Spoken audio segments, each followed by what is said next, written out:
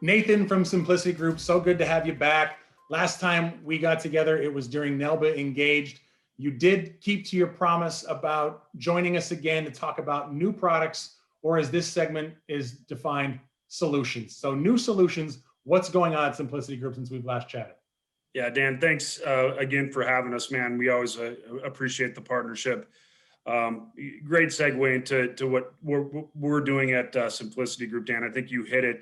One of our focuses has been on delivering products that meet consumer needs. It's funny, the timing of these types of interviews. I literally came across a survey this morning, Dan, talking about how much consumers are thinking about life insurance. And in fact, reading a stat right here, it's 36% of consumers say they plan to purchase life insurance within the next 12 months, which is the highest purchase intent in the history of this particular survey. And that ties into what we're trying to deliver with our carrier partner in F&G. What's interesting is, and this was a conversation that started with Steve Sanders. What was it, Steve? 18 months ago, I'd say, that we were thinking about these types of things and the reasons why people aren't,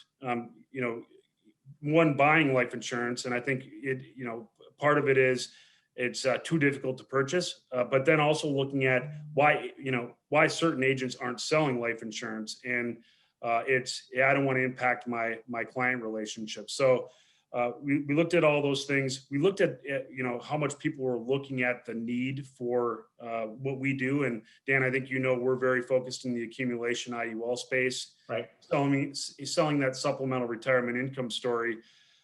So for us, it's how do we deliver that very quick, painless underwriting process and still deliver a very competitive product that stacks up with the fully underwritten offerings out there. And that's what I believe we're delivering with Steve. Well, let me take it to Steve. Steve, Nathan mentioned a stat. Is the market ready? Is the industry ready to deliver on a 36% increase in interest in life insurance? And if so, how are we ready to deliver that solution?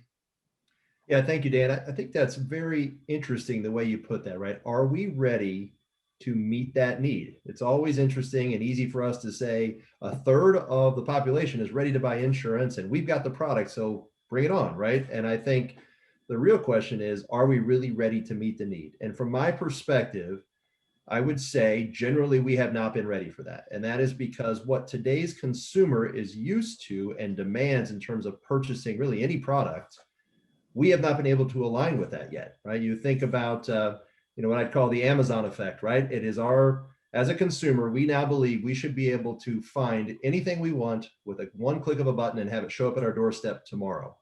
And when you think about the life insurance process, where it's typically very invasive, a lot of medical processes involved, extends over multiple weeks, that just doesn't match today's consumer mentality. And so from my perspective, we have to change the way we do business if we really want to be ready for that 36%. And I think what that means is we've got to take the value proposition that we have today in the product in terms of obviously death benefit protection, accumulation, supplemental retirement income, but we've got to deliver it in a more digital, fast, consumer-friendly way. And I think that's what we really have focused on with the ExecuTX product and our partnership with Simplicity, is trying to be the first provider in the market that can bring a solution that does exactly that, gives you those benefits, but does it in that sort of digital-centric consumer expectation.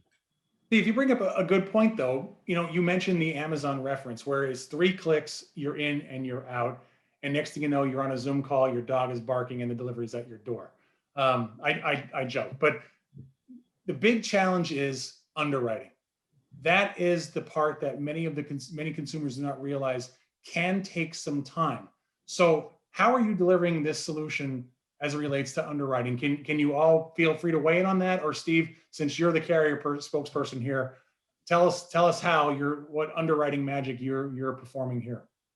Yeah, absolutely. I'll be happy to share kind of our process and thinking on that. And I will say we're fortunate in that over the last several years, there have been some advancements in underwriting, right? You Yeah. think about the accelerated underwriting world where maybe credit-based scoring is indicative of mortality risk. You think about a certain database like pharmacy database checks that are getting easier and faster to check, right? We probably wouldn't have been able to do this 5 years ago because those had not evolved yet to the point where they are. Now, fast forward to today, with those being more readily available, the information being pretty instantaneous, what we really needed to do then was put a technology platform on top of all of those that allowed us to connect to them instantly, calculate the score instantly, and bring back a decision. And that's really what we've done. We've sort of replicated what a good underwriter would do over multiple days when getting that information. But we've said, let's put it into a system that can not only gather the information, but score it. And right there in real time, by the time the application is complete, a response can come back to the agent and to the client to say, congratulations, you're approved. So it's really taking advantage of the evolution of some of the underlying information and layering on top of it new technology that sort of digitizes that process and makes it instant. David, I want to bring you into the conversation. From our past discussion, you clearly work with a number of independent advisors on behalf with Simplicity Group, for Simplicity Group. What Steve is saying here is that the bane of existence for many independent advisors, waiting on underwriting, waiting to get that app processed and moving. How does this land on you? How will this land on the advisors? As I should preface that all of this with, NAILBA has over 400,000 independent advisors in our digital footprint. How is this going to land on them? Yeah, absolutely. Underwriting process, and especially with what we've dealt with the last, say, 14 months now with COVID, where hospitals have been taxed with lower revenues as people aren't doing the voluntary service they normally do that are high profit margins for them. They're taxed with a lot of budget cutting. You've seen a lot of layoffs in that industry and a lot of tightening. So providing medical records, getting that out to life insurance carriers hasn't been a top priority. So things have slowed down significantly. And when you look at something like the Executives products, anytime something comes out, there has to be three pillars to make it work. The consumer is number one. And then you have the producer, and then you have the carrier as well. And so what I think F&G has done here is find a way to bring life insurance up to the current standard, like we mentioned with Amazon, the current purchasing power, but also not dilute the value to the consumer. And that's important, because if the product can't compete with what's out there for fully underwritten, it wouldn't be very, recognizable or on the plate of a lot of the producers who are choosing to write life insurance. So when you look at somebody, and I'll use myself example, you can see I'm 38 years old. I got a picture of 4 kids above my head. I need life insurance because at any point in time, both my wife and I are providers, but that's a big hit to her. But I also have to think about where my dollars are going and what's doing and what kind of advantages that can provide in the future. So what Steve Sanders and his team have done in partnership with Simplicity is create a product that, without this instant issue approval process, would be a competitive product as a standalone in the market. It really would be. It's got a lot of fantastic features, but bringing that in, now you have, for clients aged 18 to 60, $500,000 to $1 million in death benefit, you have something that is instant issue that matches the consumer behavior, allows the producer to put a product in front of their client that they can feel confident matches its competition that would be fully underwritten, so they don't feel like they're providing a lesser product. And then for somebody like F&G, and Steve can expand on that, because they're not having to fully underwrite, there's liberties they can take in terms of profitability. They can pull here, they can take there to create something that matches all three of those pillars and creates a new opportunity. I like to say that this revolutionizes the industry. My opinion, really, it catches it up to an industry that's been behind for years. And I love life insurance. I own life insurance. I have for decades, but this has been necessary. I think this industry has really needed this kind of a facelift for a long time. And bravo to F&G to be really bringing that to the IUL space. Dave, do you think it's safe to say that philosophically, these type of products will encourage more independent advisors to get into our space and to wake up with selling life insurance as a top priority? I mean, come on, a lot of advisors wake up, they're juggling multiple balls in the air. They're all dealing with life, as we all are. Does the simplicity of this sales idea, so I just noticed what I did there with simplicity, you get that? Does the simplicity of this sales idea encourage more advisors to sell the product. Yeah, exactly. As Nathan mentioned before, you have several people who are in the fixed index annuity space or the AUM space or both, and they shy away from this because the amount of money they have to put into recruiting and getting in front of new prospects, it's an extremely expensive, time-consuming process. So if you've got them and they're ready to hand you AUM and annuities and you put a plan together and you have to risk it by, hey, we know life insurance is a fit, but we're going to send off this application and hopefully it works out in 6 weeks. And if it doesn't, I'm going to have to risk losing that client because now they're not in the plan. Or even if it does, I basically have to resell them on the idea as to why we were doing what we were doing in the first place. So having something that's instant issue, you can put that plan in front of them. If it doesn't work out, and we're expecting an extremely high throughput on this, you can pivot to other solutions right there. If it does work out, you can put that plan in place on the spot, which is going to match the experience they're receiving with the AUM and receiving the annuity. And I've talked to several people in both the annuity and the AUM space about why they don't write life insurance, and that's the reason. And then I'll say, do your clients own life insurance? And the answer is often, well, yes, they do. But if they didn't sell it to them, that's creating the opportunity for somebody else to get in and look at their plan and change things and really kind of disrupt what they're trying to do. So, the advisors who aren't talking about life insurance are really opening up the door for somebody else to come in and take a look at everything else that client's doing. On top of that, there's numerous studies that show people who sell life insurance on top of fixed index annuities or, assets under management investments, they see a pickup on all lines of business. Again, because they come full service, so they're not allowing the other advisors to come in and take just a little piece. Because if someone's coming in to buy life insurance or sell them just life insurance, I promise you, they're asking about other assets that client has. Dave, you've had brought up a lot of good points there, and actually makes me think of a few questions to come back to Steve with. Nathan, I have a few more for you, so don't you go anywhere. Yep. But Steve, Dave mentioned about the process, the efficiency of the process. Does that mean there's a special writer on the ExecuTX product? Is there something that needs to be further discussed? And then if so, or if not, who's the target market for the ExecuTX product? Yeah, so I think I can wrap the answer to that into kind of one statement here, Dan. There's really two key components to the ExecuTX product, right? At its core is an indexed universal life product that has great long-term accumulation and strong death benefit features, just like you'd want for any IUL. But the two unique parts are, one, the instant approval facet that we've been talking about at length. And then the second part is this unique component we built in called what we call the funding bonus rider. And all it really does is if a client is willing to fund the contract at this higher level, and for every client that's individually determined, it shows in the illustration the amount of premium they'd have to pay each year.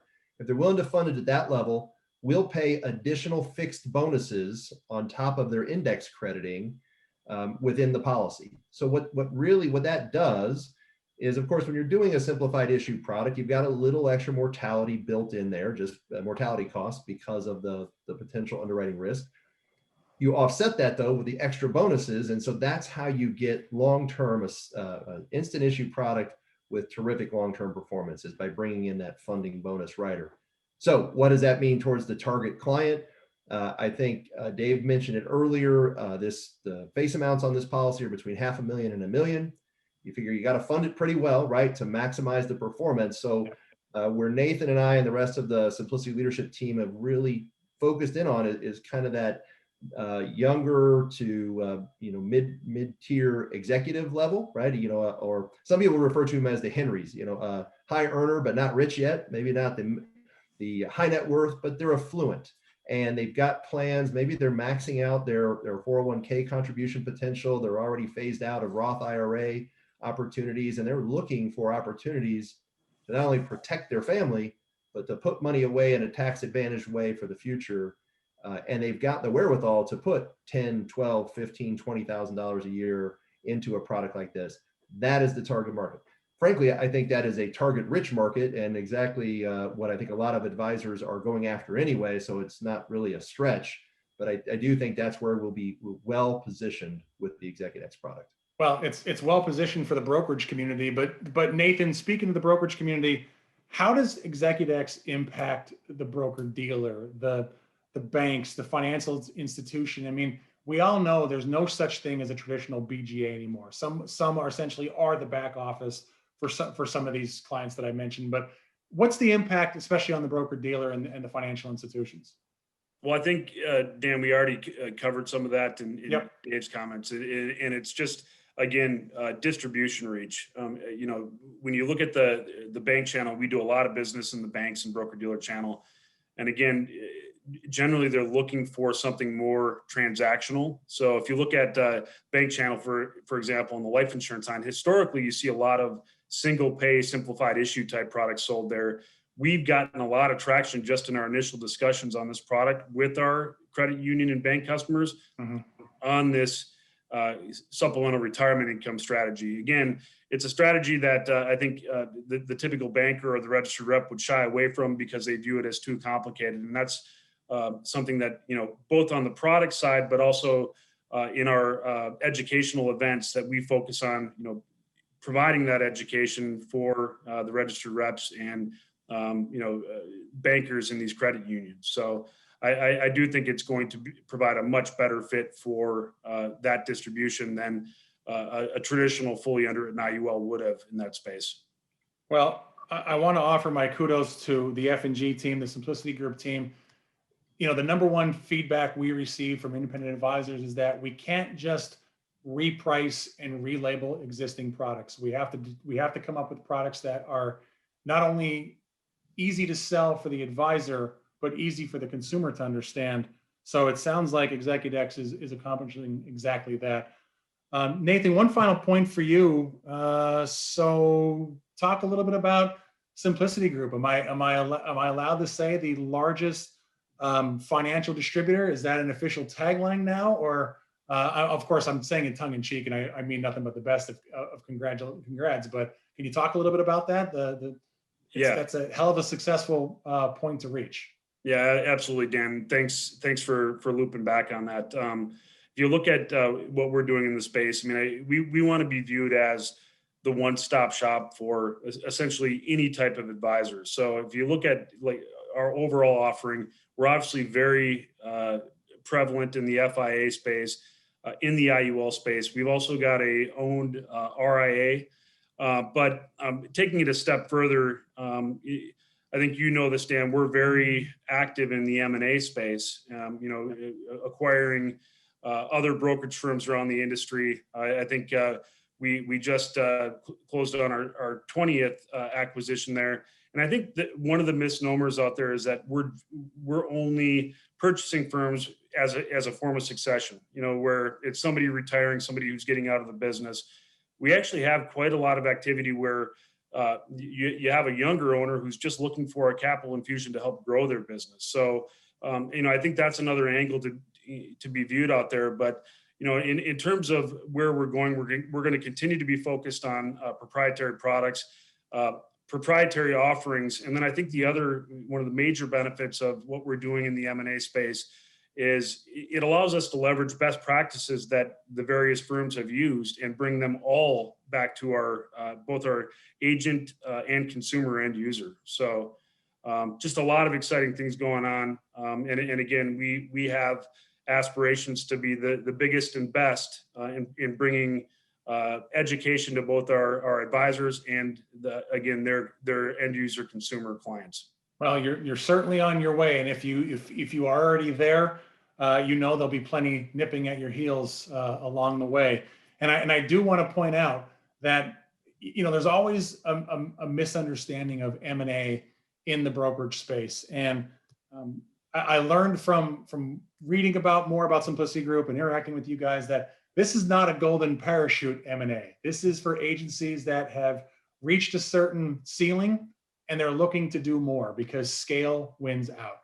And Simplicity Group has those opportunities. Gentlemen, Steve, Dave, Nathan, great to see you. Thank you for being on Brokerage in Motion and sharing Execudex as part of our solution spotlight. Thank you, Dan. Thanks for your partnership. Thank you. Thank you.